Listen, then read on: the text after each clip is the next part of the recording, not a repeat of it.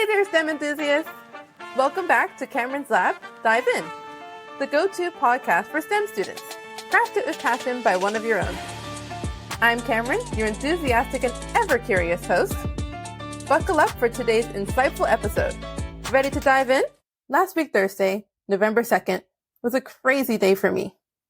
Classes in the morning and afternoon, team meeting in the evening, the Electronic Specifier's first in Women in Tech and Engineering event, which could be an episode in itself. It was amazing. And finally, I had the pleasure of listening to Dr. Joy Buolamwini's virtual book tour. Now, I've been following Dr. Joy since my mom told me to watch Coded Bias on Netflix. And if you haven't seen it already, please do. It's really good. And also, for those of us who don't know who Dr. Joy Buolamwini is, let me introduce her. She's a Ghanaian-American-Canadian woman who is a poet of code that uses art and research to investigate and highlight the social implications of artificial intelligence. Dr. Joy's many degrees hail from Georgia Tech, University of Oxford, and MIT. She founded the Algorithmic Justice League, a nonprofit with a mission to raise awareness about the impact of AI and equip people with research that allows them to have a powerful voice. Her research revealed significant racial and gender biases in AI services offered by major tech companies. She's an influential international speaker and advisor on algorithmic justice, participating in platforms like the World Economic Forum and the United Nations. As a creative science communicator, she has showcased AI failures in exhibitions and written op-eds for publications like Time magazine. Dr. Joy is a Rhodes Scholar and a Fulbright Fellow, and she's earned recognition on prestigious lists like the Bloomberg 50 and Forbes 30 Under 30. With a background in computer science and a passion for pole vaulting, she is hailed as a key voice in the AI revolution. Whew, amazing. So of course, when I heard that she had a book launching soon and was going to be hosting a virtual book tour to promote it, I knew I had to attend. The book is titled Unmasking AI, My Mission to Protect What is Human in a World of Machines. Of course, I already ordered mine, but it won't be coming till early December. The anticipation is killing me. And of course, one day, I would love to have the chance to interview or even meet Dr. Joy myself. So Dr. Joy, if you happen to be listening and you want to do an interview with me, I'd be most grateful. But for now, the virtual tour and anticipation to receive the book are exciting enough. The event was set up as an interview of Dr. Joy by Karen Howe. Karen Howe is an American journalist who focuses on the impact of artificial intelligence on society. Now, before it even began, the screen showed a collage of faces, and it said, "If you have a face, you have a place." The idea that having a face gives you a place in the conversation of technology, especially artificial intelligence, is so true. As Dr. Joy said, these technologies are shaping all of our lives. Our data is constantly being collected, whether we like it or not, and it's important for us to be empowered to speak up about it. Now, as I mentioned, I haven't had the chance to read the book myself yet, but Karen has, and she remarked to Dr. Joy about how she loved the intimate moments in the book the most. She describes them as a roadmap for change makers by showing intimate and personal moments. Basically a behind-the-scenes look at Dr. Joy's successes and struggles. One of those struggles being considering whether or not to stand out, to be a gadfly, as she says, in a community that constantly warned her of the negative repercussions to her career should she speak out about racial biases in AI, especially to speak out about the practices of big tech as an MIT researcher. Considering that MIT is funded by big tech, this was a risky and brave move for Dr. Joy and others like her.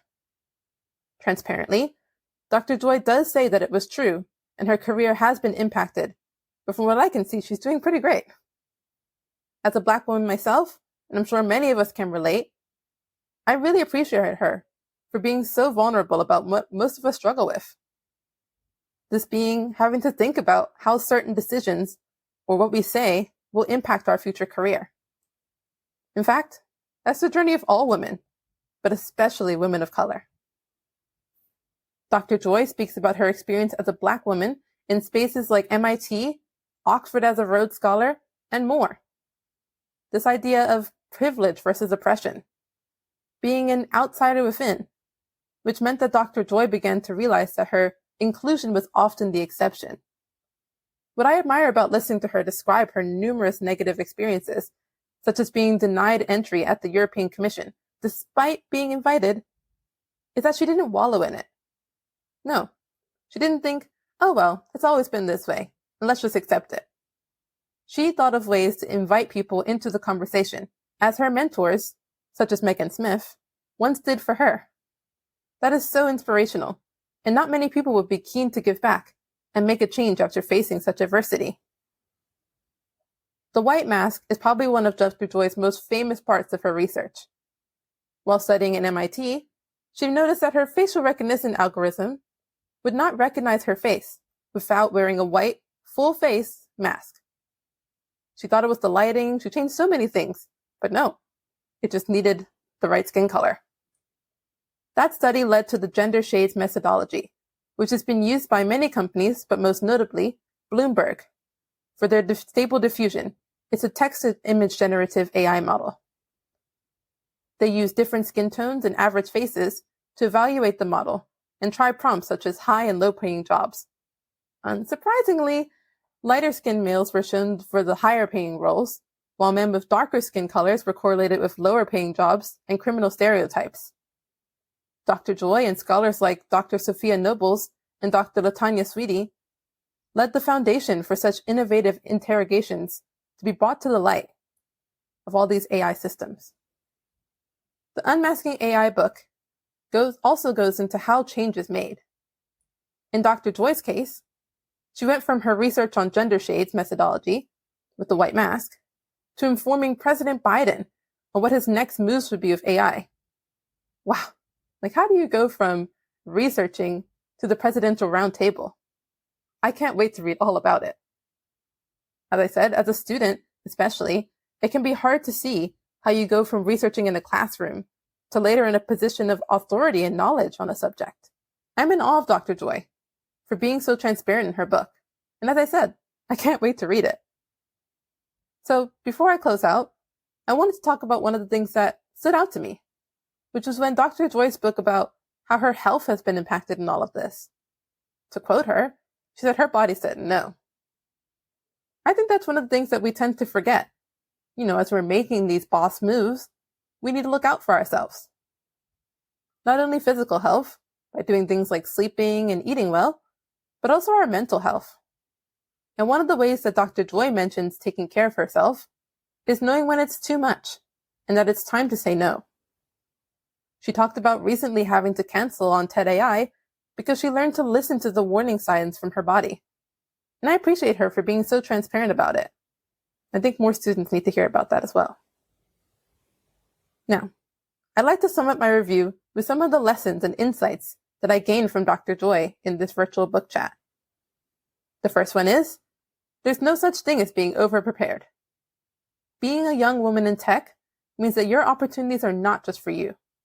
They pave the way for those that are coming behind you. So make sure you do it properly. The second one, speaking out about controversial topics, like racial bias in AI, may have a negative impact on you or your career. But doing so is so important and can make a huge impact on the industry. Just like how Dr. Joy's gender shades methodology is being used by big tech companies to evaluate their models. The third one is actually one of the most fascinating ones to me. Deleting the data isn't enough. We need to be asking companies to delete the models that they're training with that data. I was shocked when she mentioned that, for example, Facebook recently went through a lawsuit that caused them to have to delete a ton of data. However, they didn't delete the models that they trained it with. So clearly deleting the data isn't enough. Companies should be making sure that their models are trained on ethical data in the first place to avoid all of that. My fourth one is listen to your body. Listen when it tells you to slow down, or it might do it for you. In conclusion, thank you so much for listening to today's episode. If you'd like to check out the full virtual book chat that I'm reviewing right now, I'll put the link in the description of this episode below.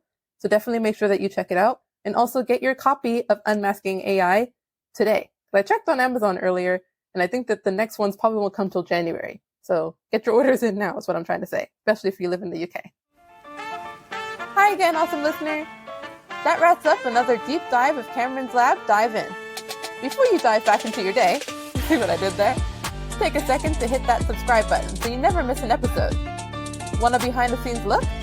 Bonus content? Or just some good old STEM fun? Follow me on my socials, Instagram, TikTok, and YouTube at Kameron's Lab.